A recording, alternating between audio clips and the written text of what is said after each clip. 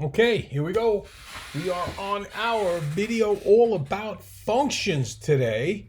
The other day we had issues with swapping displays, so hopefully that's not an issue at all today, if only for the fact that I got a nice picture of my buddy Mike fighting a Delaware River rainbow trout to start us off today, and I don't want you to miss the full impact of that particular picture. If the sky was pretty, it would be a better picture. But this is more accurate in terms of a blue and olive weather kind of day. Okay, now let's get going on today's lesson. What is our agenda? Our agenda is homework review, pregame stretch, recent work recap, and functions 2. So, get us to that particular point. Let's get Safari out because we're going to need that. Okay. And let's go to Moodle. I was just doing some work for our course. And let's go to this week. And let's go to lesson 16 or lesson 15 homework answers. That's the first thing we want to do. And here they are. Lesson 15 is due for today. So there's the homework answers. Again, you won't be able to ask me many questions about this, but you will be able to see if you are right or if you are wrong. It is possible I make a careless mistake. I've been known to do that. I was just making some quizzes for your class. No, not your class, the other two classes, and I was falling asleep in the middle of them. So that would explain how you can make a careless mistake. Okay, you can always do stop and start and look at the answers that way.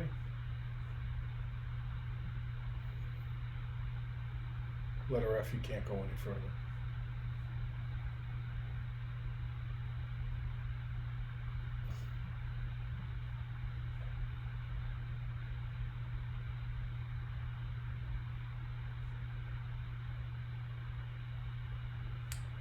Okay, so there are the homework answers for you.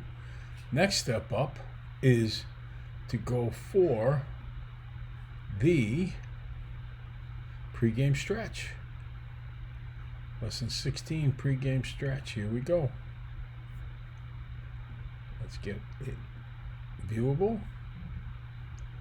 Okay, so you can either get it off of the Moodle yourself or you can look here. Remember, I'm expecting you to do stop and start. So I'm just going to pause a few seconds as I scroll through each screen.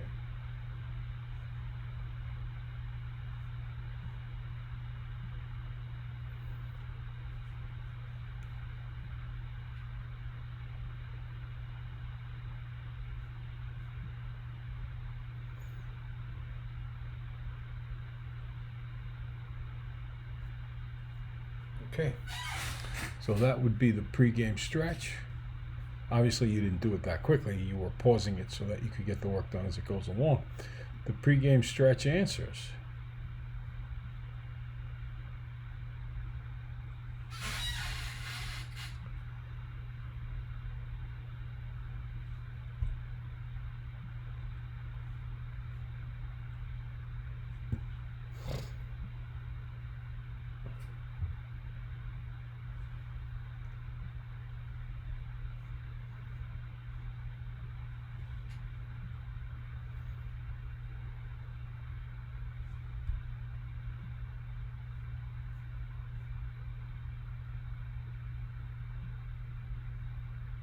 Okay, so pregame stretch done, and everything else is going on. So let's pick up from the. So we've done numbers 1 and 2. Now we're up to number 3, recent work recap. Give it a shot. Go ahead. Again, stop and start.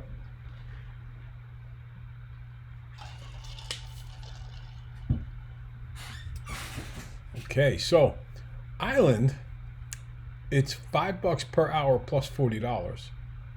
Wayne's is $7.50 per hour plus $25. And it wants to know under what conditions does it cost less to rent from Island. So I'll do the Island, which is 5H plus 40, is less than Wayne's, which is 7.5H plus 25. Always begin with the smaller number, subtracting the 5 h's. I get 40 is less than 2.5h plus 25. And by the way, I use less than instead of less than or equal to because it specifically said cost less. And less is just a less than symbol. We subtract 25, dividing by 2.5, and I get 6 is less than h, but I want to turn that around so I make more sense of it. H is greater than 6. Notice, if it points to the 6 here, it's got to point to the 6 here. Okay, so how many hours does it cost less to rent from Island Rent-A-Car? Whenever the hours is greater than 6. And that starts with more than 6 hours. Anything more than 6 hours, cheaper at Island Rent-A-Car. Okay. Factoring trinomials using AM or the graphing calculator. Go ahead, factor those too.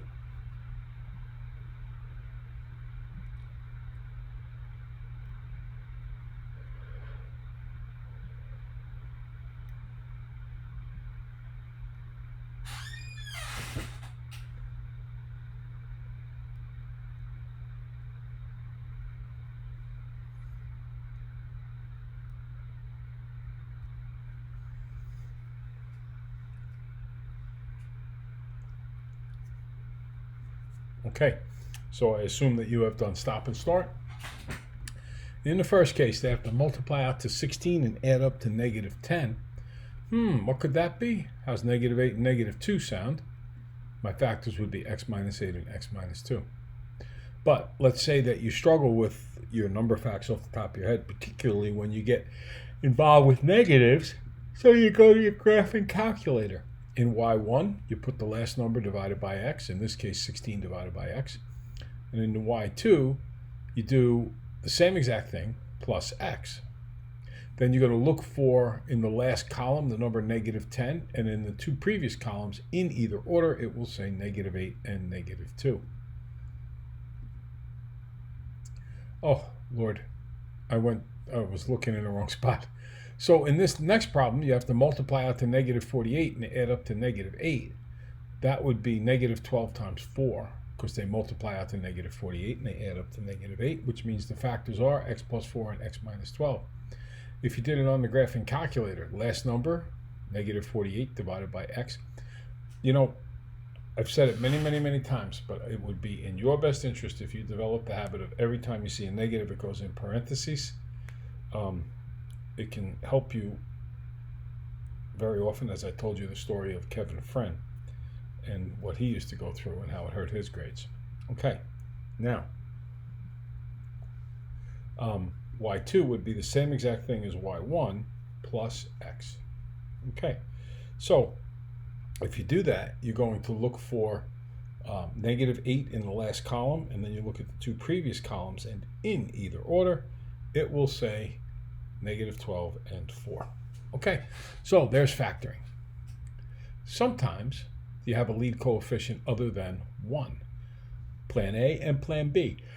Try numbers 8 and 10. I skipped number 9 because I eliminated it from a prior sheet. Go ahead.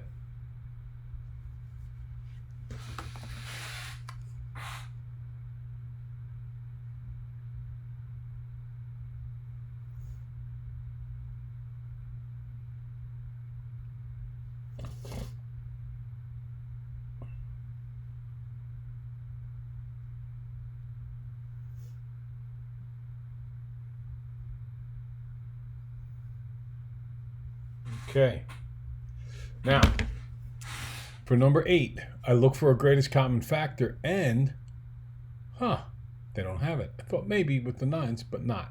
So then I'm going to multiply the last term by the lead coefficient. That gives me x squared plus 9x minus 252. Now I'm going to factor that, and I purposely chose one with such ugly and large numbers because I think it forces you to go to the graphing calculator. Not many people walk around with these factors off the top of their head. So I would say most people don't know it's x minus 12 times x plus 21, But if you were to go on your graphing calculator and type in for y1 negative 252 divided by x, and for y2 the same exact thing plus x, and then look for a 9 in the middle column. You'll find 12 and negative 12, and 21 in the previous columns. So, but we did change this. We multiplied 9 by the last one, so we've got to come back and balance it by dividing by 9. Now, unlike any one we've done yet this year, neither of these reduces to a whole number. 12 ninths is 4/3, 21 ninths is 7/3, and now the elementary school trick done twice. So I get 3x minus 4 and 3x plus 7. That's about as hard as it gets in this course ever. So my advice to you is, if you did not understand that the first time through, go back and watch it again, and I think you'll understand it the second time through. Okay, as far as number 10 goes, this time they do have a common factor of 5. So I factor that out. I multiply the 5 in the lead coefficient by the last term of 5. That gives me, oh, I'm sorry, no I don't. Ignore that. I factor out the 5, I get n squared plus 2n plus 1. And then I factor the trinomial, and I get 5 times n plus 1 times n plus 1. Also known as n plus 1 squared. Okay, here's difference of two perfect squares problems. Go ahead, hit all 4 of these. We did these in our last lesson.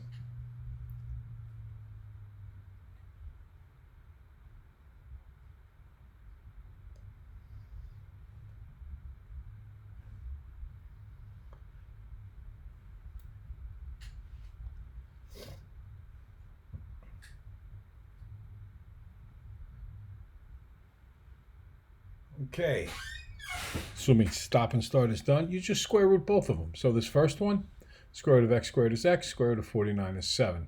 Remember, it's like they have plus 0x in the middle each time.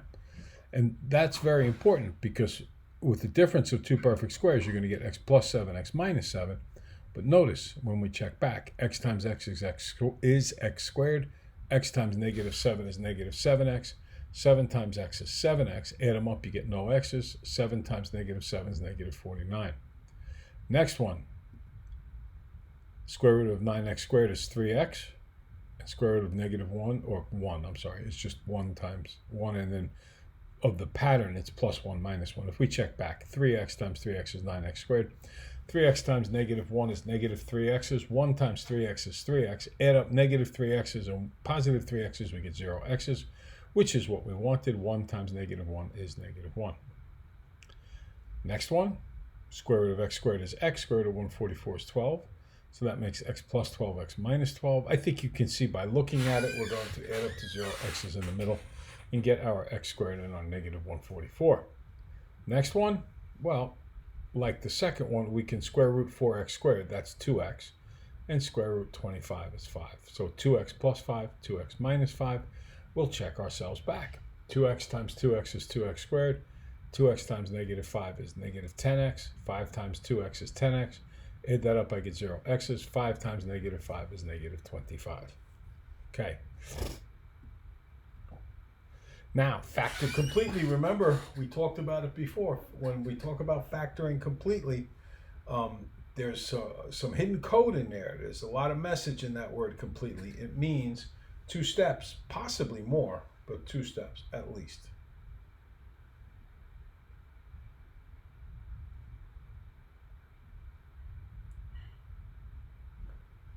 Okay. First one, they share a common factor of 3, so I factor it out. And then x squared plus 3x minus 10 factors to x plus 5, x minus 2. Again, we've done enough of these now that I shouldn't have to explain each one of them anymore.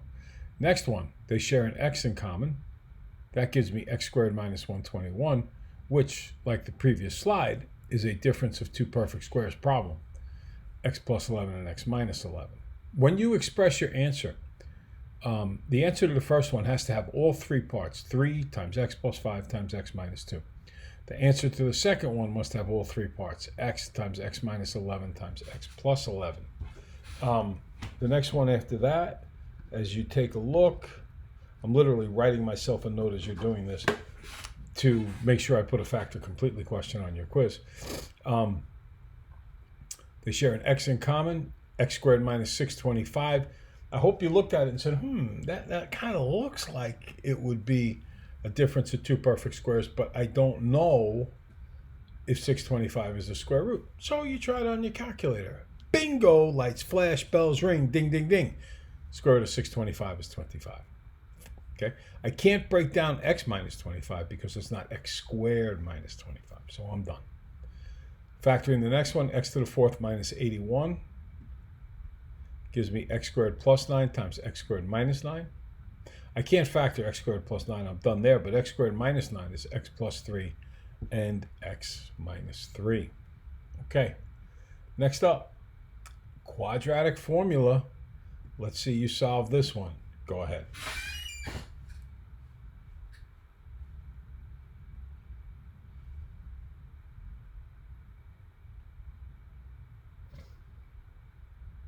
Okay, so once you have, and again, not to sound like a broken record, but let's make sure that you're doing stop and start. I just try to save a little bit of memory time on the internet.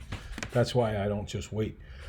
Remember, it's ax squared plus bx plus c equals 0. So to find the values of a, b, and c that you need in the formula, a is in front of x squared, it's 1. B is in front of x, it's 3. C is at the end, it's negative 19. I plug those numbers into the quadratic formula. So the negative of b is negative 3 plus or minus 3 squared, because b squared, minus 4 times, that never changes, a, which is 1, times c, which is negative 19. That gives over 2 times 1. That gives me negative 3 plus or minus the square root of 9 plus 76 over 2, which is negative 3 plus or minus the square root of 85 over 2, which is, now if we asked to stop just in radical form, I'm done. If they asked you to take it all the way out to a decimal point, round it to the nearest tenth, negative 3 plus 9.2 is 6.2, and negative 3 minus 9.2 is negative 12.2. Each of them over 2, so that makes 3.1 and negative 6.1. Okay. All right, so there's a nice example of the quadratic formula. Let's try this one, which is the solution set. Now, let's pause for a second. We will cover how to solve radical equations in the course of this course. However, you've not seen it yet. So I'm looking for you to use a little test savvy here. And what we're going to ask you to do is to eliminate choices until you find out which one is correct. So I would start with all 4 choices being possible.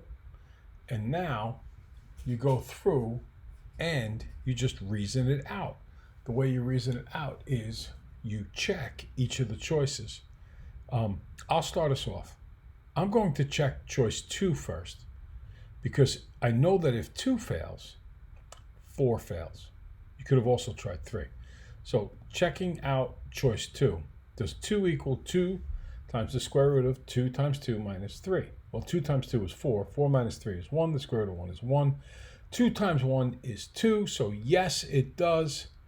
And it says which is a solution set. So choice 2 could be the answer to it. There is no way that choice 1 is the answer. Okay? Test choice 3. Because we know if choice 3 works, then the correct answer is choice 4. And if choice 3 does not work, the correct answer is choice 2. Go ahead.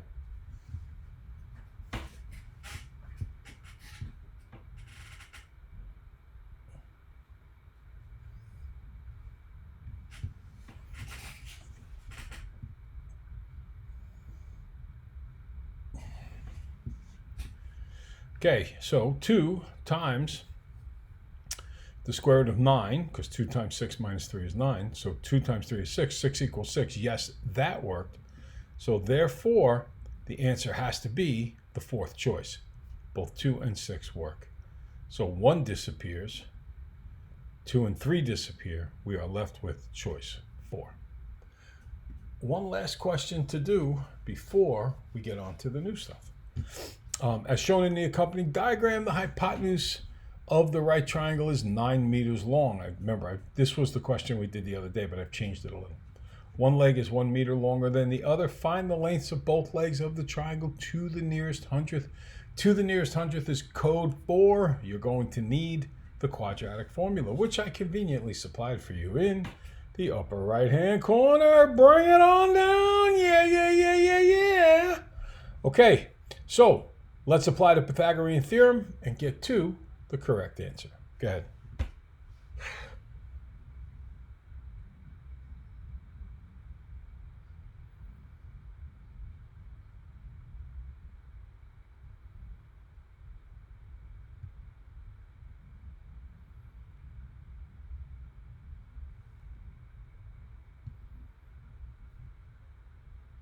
Keep going.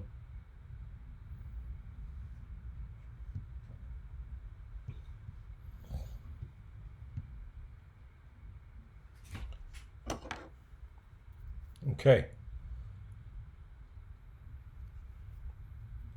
Now, here's my equation. One leg, which is x squared, plus the second leg, which is x plus 1 squared, has got to equal the hypotenuse squared, which is 9 squared.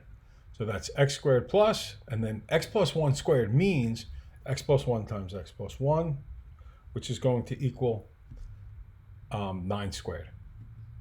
Doing a little work on that middle term where it's x plus 1 times x plus 1. Okay, the next thing that we're going to do is multiply that all out. We get x squared plus an x plus another x plus a 1.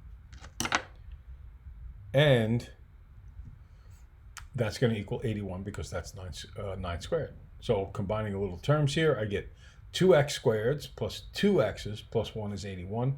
Subtracting the 81, I get 2x squared plus 2x. Why did I write minus 30? I think I might have just forgot to put minus 80 in there.